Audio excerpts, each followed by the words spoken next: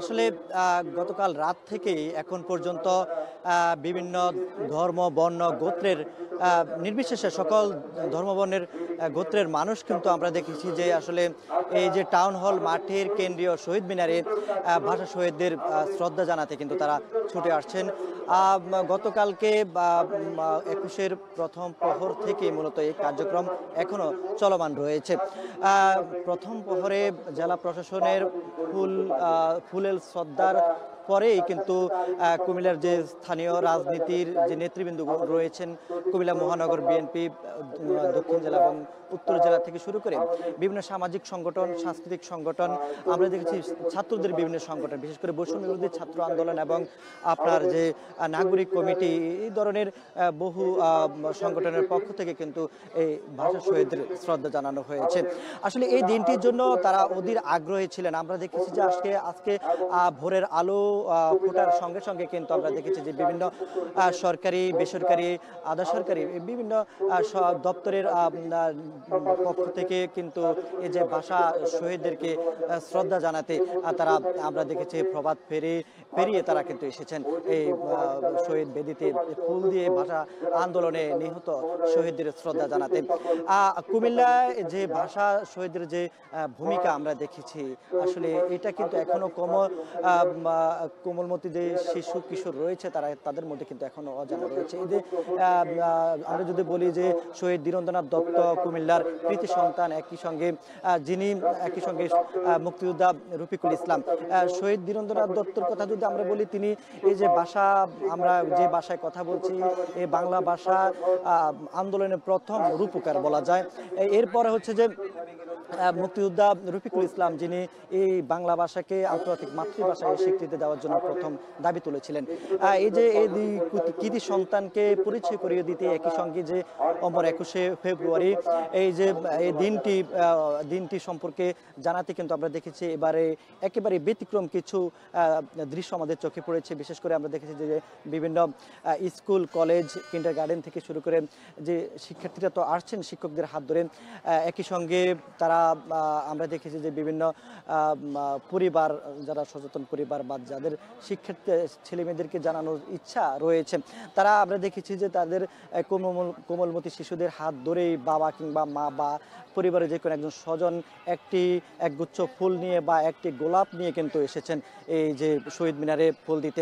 আমরা এখানে যারা নাগরিকরা এসেছেন তাদের সঙ্গে আমরা কথা বলি, তারা বলছেন যে বিশেষ করে যে স্কুল, কলেজ বা কিন্ডারগার্টেনের যে শিক্ষার্থীরা এসেছেন বা শিক্ষকরা এসেছেন ফুল দিতে, তারা বলছেন যে তাদের যে প্রতিষ্ঠানগুলো আছে, তাদের স্ব প্রতিষ্ঠানগুলোতে তারা তাদের শহীদ মিনারে ফুলের শ্রদ্ধা জানিয়েছিলেন।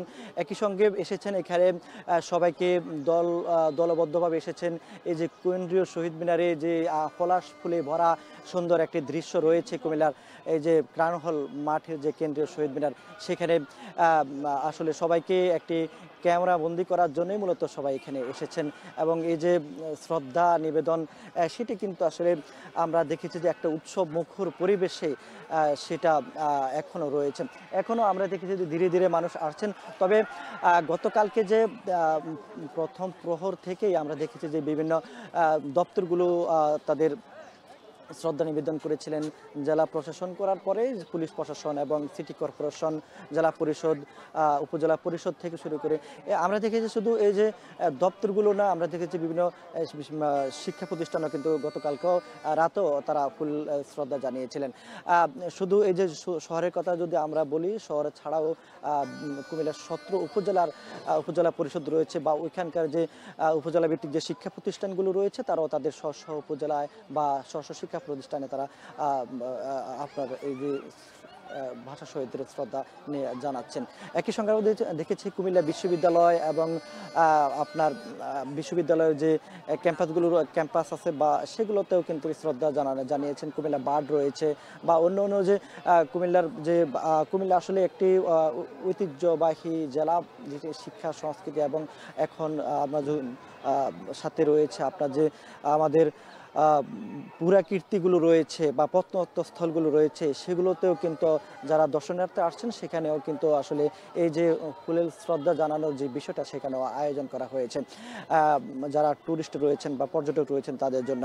একই সঙ্গে আমরা যে কুমিল্লার পৌরসভাগুলো রয়েছে সেগুলো তো আমরা দেখেছি বিভিন্ন সরকারি বেসরকারি দপ্তরগুলো তারা তাদের ফুলেল শ্রদ্ধা জানিয়েছেন নিহত ভাষা শহীদদেরকে।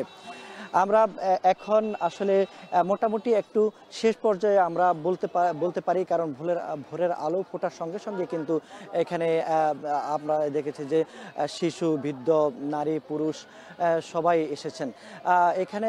আমরা এবার আসলে একটা ব্যতিক্রম দৃশ্য আমরা দেখেছি যে এর আগে যে মানুষ এসেছিলেন যে একটা চিন্তা চেতনা নিয়ে, কিন্তু এবছর আমরা দেখেছি যে যারা এসেছেন তারা আসলে ভাষা আন্দোলন ৭১ এবং ২৪-এর গণ অভ্যুত্থানকে একটি স্পিরিট হিসাবে নিয়েছেন এবং তারা মনে করেন যে এই যে ভাষা শহীদ এবং যারা রক্ত দিয়েছিলেন সেই ৫২-এর ভাষা আন্দোলন এবং রক্তের কারণেই মূলত যে সংগ্রাম সেখানে এখনো বিরাজমান রয়েছে বাঙালির মানুষের মধ্যে। এসে যে বীজ বপন করা হয়েছিল ৫২-এর ভাষা আন্দোলনের সময়, সেটা পেরিয়ে ৭১-এর মহান মুক্তিযুদ্ধ আমরা সফল হয়েছিলাম।